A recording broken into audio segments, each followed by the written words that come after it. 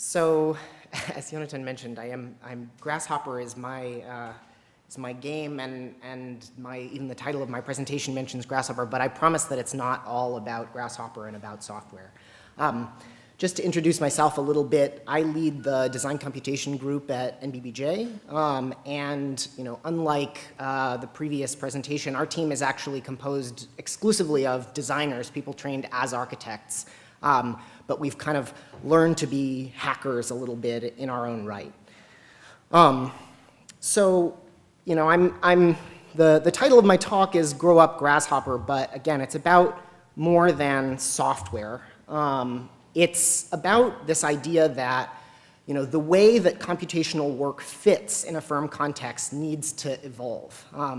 Early Grasshopper adopters, it's a sort of rogue hacker environment, but we're at a point where our tools need to evolve in order to facilitate better work, better collaboration, better engagement with design teams, better impact in the vein of changing the world, like Dan suggested earlier. But our culture and processes around how we leverage computation also need to change as well, how we engage with firm leadership and how we think about innovation in an effort to maximize impact. So I think that these four questions say a lot about the answers to these four questions say a lot about the maturity of a firm's approach to computation generally. This sort of old way, and this is the model that NBBJ has followed for a really long time, basically says that we have a bunch of individual coders who are writing tools and they're using those tools themselves. My presentation at the AEC Symposium last year was a lot about the need to sort of grow into a more collaborative environment. The other component of this sort of standard way of working is that these ideas are largely driven by projects. You're sort of coming up with tools for projects and you're billing them to projects. I know not all firms operate that way. But I think there's actually a diversity of approaches and responses to these questions, and we've been exploring some alternative avenues. First of all, the need for collaboration, being able to engage teams of coders to build computational tools. The ability to create tools that address designers, that address more than just folks who can fire up Grasshopper or write a line of Python. To build tools that any designer can pick up and use is, I think, critical to expanding the impact of computation throughout a firm. And in addition to that, we're also, and this is still a little bit of an iffy category, but we're really interested in how we as a computational group can start to build tools that address clients directly, that maybe even our clients can use themselves. As far as the source of ideas, I think I would say that the majority of concepts for computational work still emerge out of a project context, but we've also been experimenting with other means of generating innovation, and I'll talk about this a little bit later, but inspired by last year's AEC Hackathon, we've launched an internal hackathon program of our own that's been the source of a lot of really interesting stuff. And finally, this question about hours. This is an age-old question. Bob Yorey from SOM actually just released a really interesting paper on this that I recommend you look up. But the age-old question, do you bill your research or your computational work to projects or overhead? And I think for us, it's really needed to be a balance.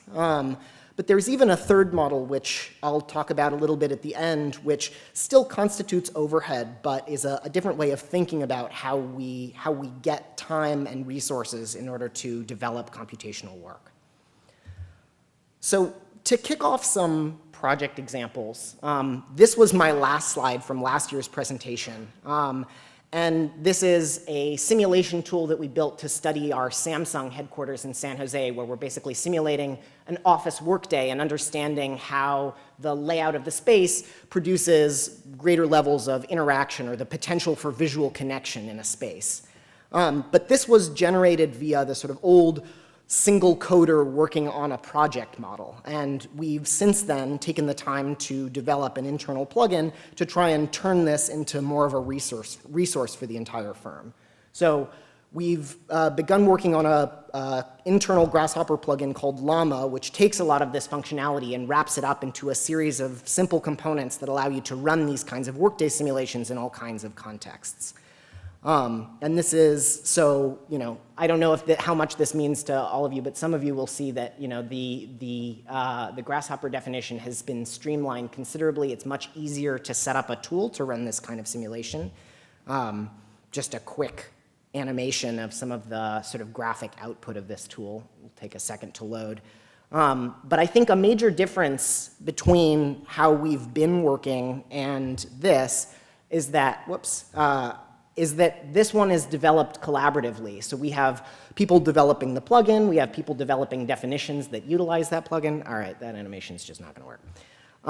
And we're utilizing tools like GitHub and Bitbucket and source control to not only collaborate on the code, but also manage feedback and garner ideas from designers who are taking advantage of these tools about how to improve them. So at last year's presentation, this was sort of a dream for us, and now it's something that we're actively doing and seeing the benefits of. Another internal plugin that we've been dedicating a lot of energy to is called Heumann UI, and this is about developing user interfaces for Grasshopper scripts. This has been developed outside of the context of project work, but now has a ton of applications for projects, and I'll show some examples of that in a bit. This has also been a very collaborative effort, a lot of back and forth where members of the team will come back and say, hey, I need the plugin to do this, and we're adapting the plugin live in order to respond to different project needs. The basic idea is that using only the Grasshopper interface, you can start to build custom user interfaces that begin to begin to cause Grasshopper to look and feel a little bit more like a custom app.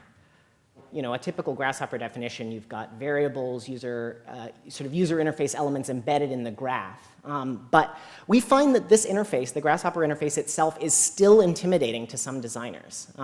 Some have no problem picking up a tool that's been developed in Grasshopper, but many just flat out refuse. And in the interest of making our tools more accessible to more people, we built this utility that allows you to then take the inputs of a definition and publish them to a control window that allows you dynamic control over the tool. And that way you can make it very clear through a series of fairly familiar UI paradigms how the tool is supposed to be operated. We can make it fairly self-explanatory and even embed hints about how to use the tool directly into it. So you can publish interactive 2D and 3D graphics, all kinds of user interface tools like sliders and buttons and radio buttons and pull-down menus and embedded web browsers and so on, so that we can really enrich the capabilities of the Grasshopper tools that we're building, even though Grasshopper remains kind of the back end. And this is a key component of a sort of new strategy for us. This is our sort of basic idea of our project strategy. This has been led by my colleague, Mark Seep. And this is the idea that the tools that we develop as a sort of design computation team within a firm should really be thought of as products with design teams as our customers.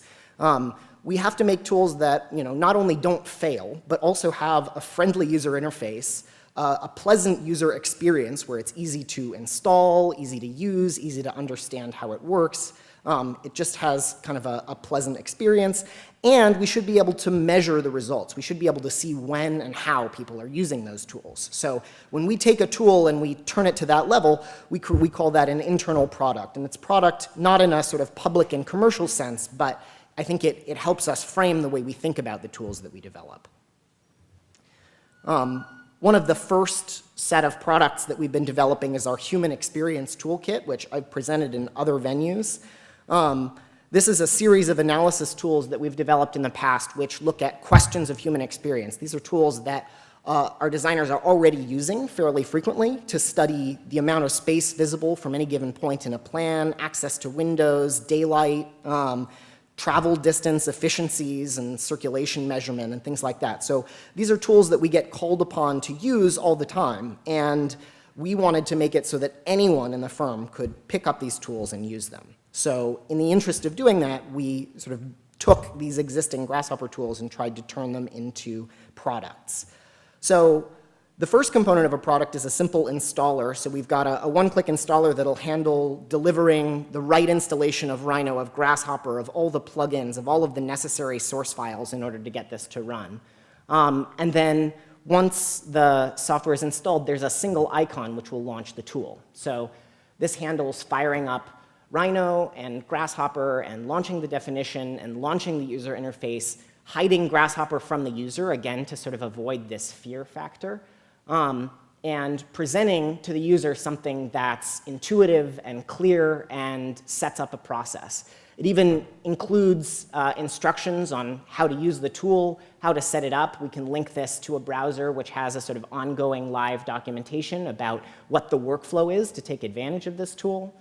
And every action that happens within the tool interface can also be tracked via our analytics platform. We're tracking information about the projects that are using it, and we can simply load in a particular layer structure from it within Rhino and then easily run an analysis. It finally runs an analysis, there we go, and makes it easy to save out consistent labeled, pre-documented graphics that have legends and so on, so that there's a consistent graphic output. This also, as we're using these tools on more and more projects, it allows us to build up a database of the analytic results from different kinds of plans.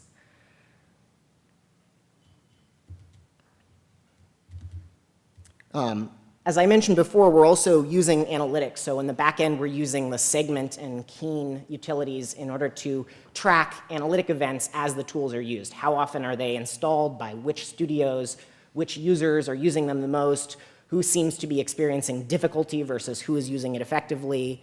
All of that information gets fed directly back to us so that we can continue to evolve those tools.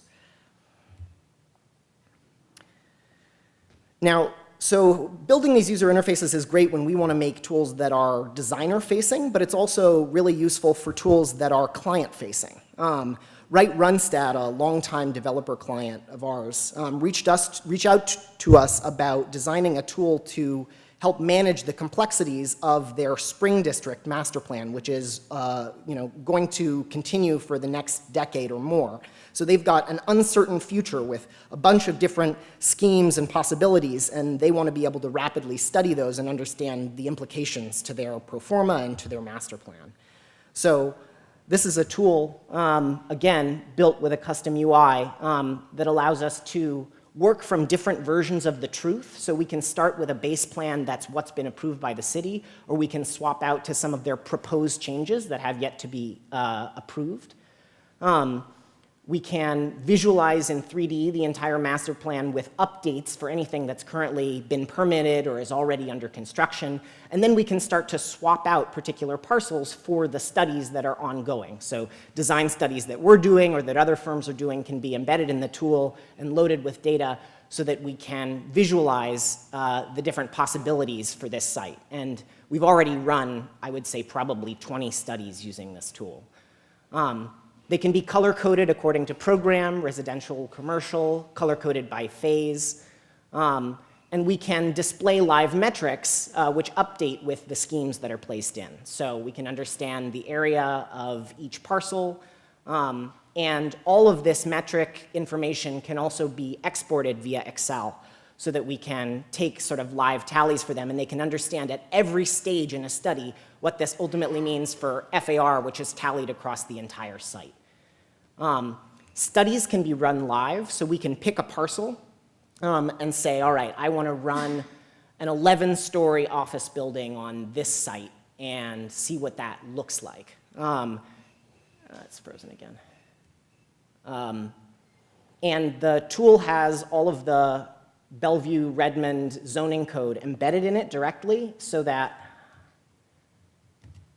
the live massing studies will take into account any necessary step backs or setbacks, and then do live floor-by-floor metrics, which again can be passed out fairly easily to an Excel document. So the client will call us up and say, hey, we need a study of this much square feet on these sites, and what used to take probably days to output compelling graphics and documentation, now we can do it in a matter of hours.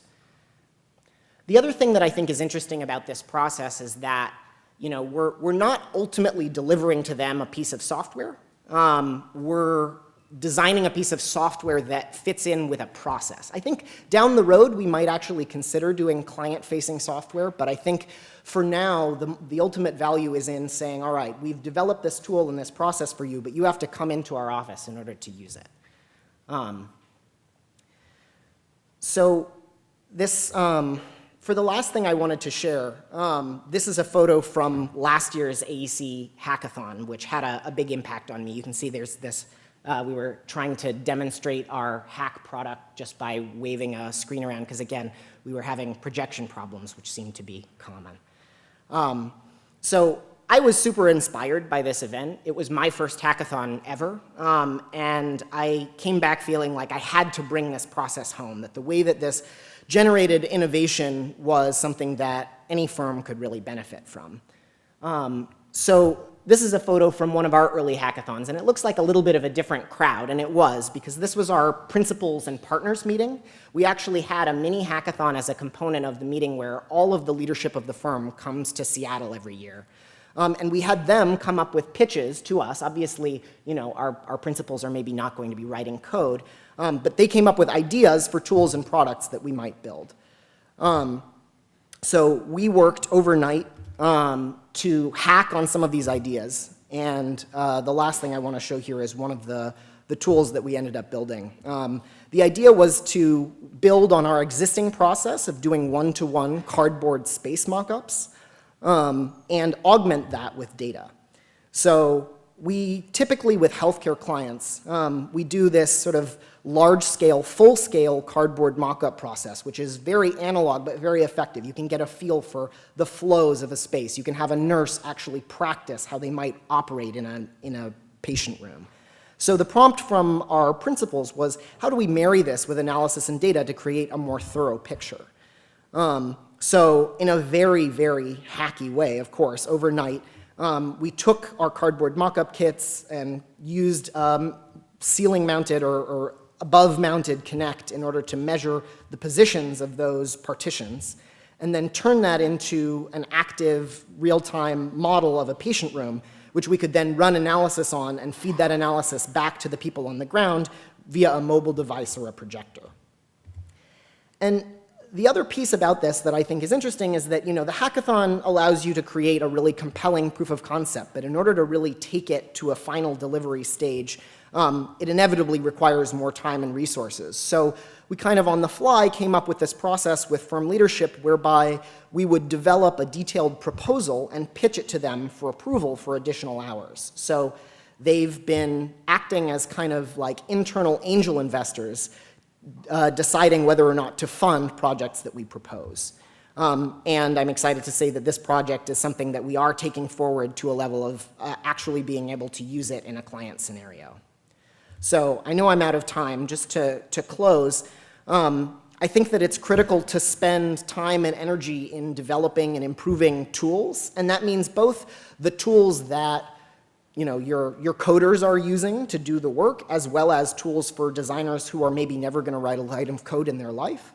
But it's also important to evolve frameworks, culture, and processes, and get leaders involved in idea generation. It's also important to use computation to push the boundaries of client expectations.